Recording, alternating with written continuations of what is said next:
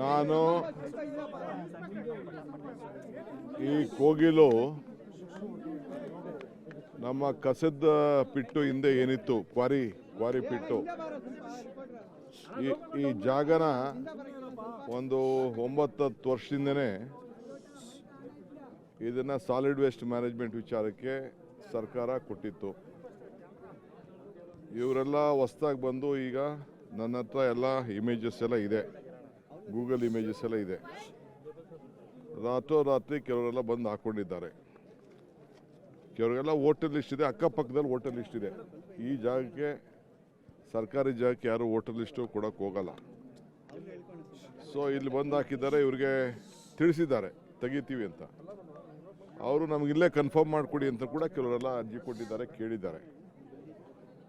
ಇದು ರೆಗ್ಯುಲರ್ ಆಗಿ ನಡೀತದೆ. ಸ್ಥಳೀಯ ಶಾಸಕರು ಕೂಡ ಇದ್ರ ಗಮನಕ್ಕೆ ತಂದು ಅವರು ಕೂಡ ಇಲ್ಲಿ ಮಾತಾಡಿದ್ದಾರೆ.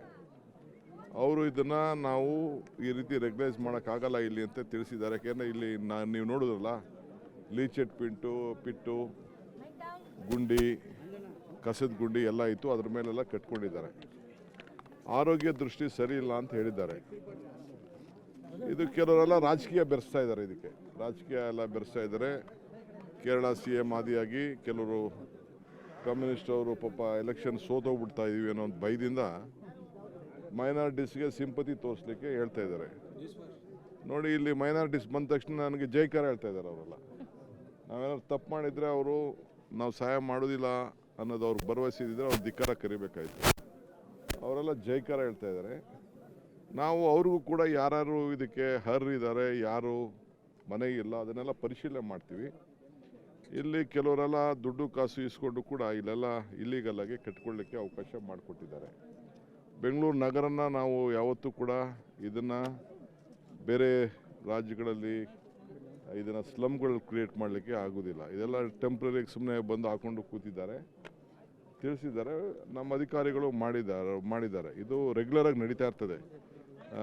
15 ದಿನಕ್ಕೆ ಒಂದ್ಸತಿ ಇದೆಲ್ಲ ಈ ರೀತಿ ಎಲ್ಲ ಆ್ಯಕ್ಷನ್ನ ಎಲ್ಲ ಕಡೆನೂ ಬೆಂಗಳೂರಲ್ಲಿ ಮಾಡ್ತಾ ಇರ್ತೀವಿ. BDA ಮಾಡ್ತಾ ಇರ್ತದೆ, ಕಾರ್ಪೊರೇಷನ್ ಮಾಡ್ತಾ ಇರ್ತದೆ. ಇದು ರೆಗ್ಯುಲರ್ ಪ್ರೊಸೀಜರ್. ಇದು ಎಲ್ಲೆಲ್ಲಿ ಸರ್ಕಾರಿ ಆಸ್ತಿಗಳಿರ್ತದೆ. ಈಗ ನೀವು ನೋಡಿದ್ದೀರಿ, ಇಲ್ಲಿ ಕಾಂಪೌಂಡ್ ನೋಡಿದ್ದೀರಿ. ಈ ಕಾಂಪೌಂಡ್ ಇವತ್ತೇನು ಹಾಕಿಲ್ಲ. ಈ ಕಾಂಪೌಂಡು ಸುಮಾರು ಹಿಂದೆನೇ ಯಾವಾಗಾರಿ ಟೆಂಡರ್ ಕರೆದಿರೋದಕ್ಕೆ ಕಾಂಪೌಂಡ್ 2 ವರ್ಷದಿಂದನೇ ಅದಕ್ಕೆ ಟೆಂಡರ್ ಕರೆದು ಕಾಂಪೌಂಡ್ ಹಾಕಲಿಕ್ಕೆ ಪ್ರಯತ್ನ ಮಾಡಿದ್ದಾರೆ. ಆಗ ಸ್ವಲ್ಪ ಎಲ್ಲ ಜಾಸ್ತಿ ಹಾಕ್ಕೊಂಡು ಬಂದಿದ್ದಾರೆ. ಸೊ ಕಾನೂನು ಪ್ರಕಾರ ಅವ್ರು ಮಾಡಿದ್ದಾರೆ. ಬಟ್ ಇಲ್ಲಿ ಯಾರಿಗೆ ಅನ್ಯಾಯ ಆಗಿದೆ, ಅಕಸ್ಮಾತ್ ಯಾರಿಗಾರು ಜಾಗ ಇಲ್ಲ ಅಂತಂದರೆ ನಮ್ಮ ಸರ್ಕಾರದಲ್ಲಿ ಒಂದು ಪಾಲಿಸಿ ಇದೆ ಅವ್ರಿಗೆಲ್ಲ ಮನೆ ಸೈಟ್ಗಳು ಕೊಡುವಂಥದ್ದು. ಈಗ ಚೀಫ್ ಮಿನಿಸ್ಟ್ರು ನಮ್ಮನ್ನೆಲ್ಲ ಕರೆದಿದ್ದಾರೆ ಮೀಟಿಂಗ್ಗೆ. ಸೊ ನಾನೇ ಅದಕ್ಕೆ ಬೆಳಗ್ಗೆ ಕರೆದಿದ್ದರು. ನಾನು ಕಾರವಾರ್ಗೆ ಹೋಗಿದ್ದೆ, ಅಲ್ಲಿ ಕರಾವಳಿ ಉತ್ಸವಕ್ಕೆ ಹೋಗಿದ್ದೆ. ನಾನು ಚೀಫ್ ಮಿನಿಸ್ಟರ್ ಹೇಳ್ಬಿಟ್ಟು ಹೋಗಿ CM ನಾವಿಬ್ಬರು ಹೋಗಬೇಕಾಗಿತ್ತು. ನಾನು ಹೋಗಿದ್ದೆ. ಅದಕ್ಕೆ ಮುಂಚಿತವಾಗಿ ನಾನೇ ಕಣ್ಣಲ್ಲಿ ನೋಡಬೇಕು. ಯಾಕೆಂದರೆ ಸೀಯಿಂಗ್ ಇಸ್ ಬಿಲೀವಿಂಗ್. ಕಣ್ಣಲ್ಲಿ ನೋಡಿದಾಗ ಮಾತ್ರ ನಮಗೆ ಕೆಲವು ವಿಚಾರಗಳು ಗೊತ್ತಾಗ್ತದೆ. ಆ ದೃಷ್ಟಿಯಿಂದ ನಾನೇ ಏರ್ಪೋರ್ಟಿಂದ ನೇರವಾಗಿ ಇಲ್ಲಿಗೆ ಬಂದಿದ್ದೀನಿ. ಸಾರ್ಟ್ ಔಟ್ ಮಾಡೋಣ, ಈ ಪ್ರಾಬ್ಲಮ್ ಸಾರ್ಟ್ ಔಟ್ ಮಾಡೋಣ. ಇದೆಲ್ಲ ಪಬ್ಲಿಕಲ್ಲಿ ನಾನೆಲ್ಲ ಹೇಳೋಕ್ಕಾಗಲ್ಲ. ನಮ್ಮ ಹತ್ರ ಇನ್ವೆಸ್ಟಿಗೇಷನ್ ಇದೆ, ಟೀಮ್ ಇದೆ. ಪ್ರತಿ ವರ್ಷದ್ದು ಕೂಡ ಗೂಗಲ್ ಇಮೇಜಸ್ ಎಲ್ಲ ಇಲ್ಲಿದೆ. ಅದೆಲ್ಲ ನಾನೆಲ್ಲ ಬಿಡುಗಡೆ ಮಾಡ್ತೀನಿ. ಬಿಡುಗಡೆ ಮಾಡ್ತೀನಿ ಖಂಡಿತ. ಅವರೆಲ್ಲ ಬರ್ಕೊಡ್ತಾರೆ ನಮ್ಗೆ, ಯಾರ್ಯಾರು ಬರ್ಕೊಡ್ಬೇಕು, ಯಾರ್ಯಾರು ಇದಕ್ಕೆ. ಇಲ್ಲಿ ಅಗ್ರಿಮೆಂಟ್ ಕಾಪಿನೂ ಇದೆ. ಗೌರ್ಮೆಂಟ್ ಜಾಗಕ್ಕೆ ಮಾಡಿರೋಂಥ ಅಗ್ರಿಮೆಂಟ್ ಜಾಗ ಇಲ್ಲಿ 10,000 ಇಸ್ಕೊಂಡು ಟೆನೆಂಟ್ ರೆಂಟಲ್ ಅಂದ್ಬಿಟ್ಟು ಅವ್ರ ಸ್ವಂತ ಆಸ್ತಿ ಥರ ಕೊಟ್ಟಿರೋ ಅಗ್ರಿಮೆಂಟ್ ಕಾಪಿನೂ ನನ್ನ ಹತ್ರ ಇದೆ.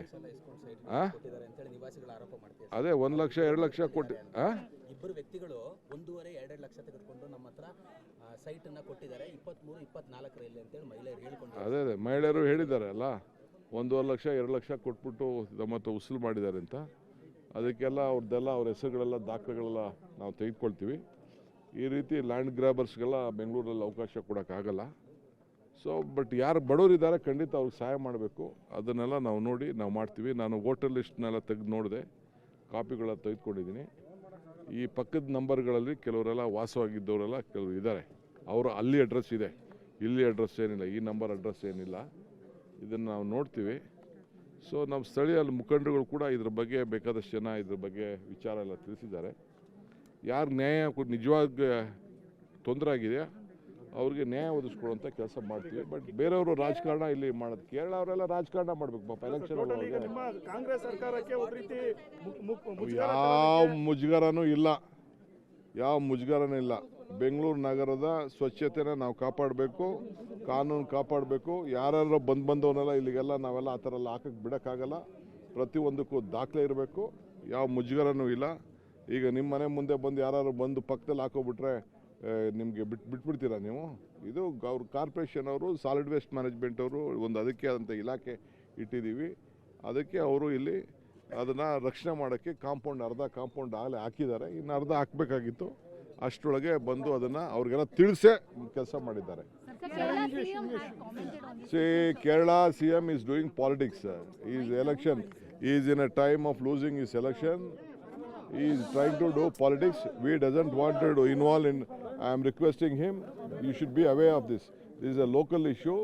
We have to safeguard the interest of the health hazard. We don't want illegal people to occupy in a government property. That is why there is a lot of hue and cry in this one. We don't want to create slums in Bangalore. This is a city with lot of this one. Like, I don't want to comment on other cities, but it is our duty to protect the government properties. We are doing it. If anyone have been affected, if they doesn't have houses, we have an opportunity, we have an provision to give them houses. Definitely we will help all of them.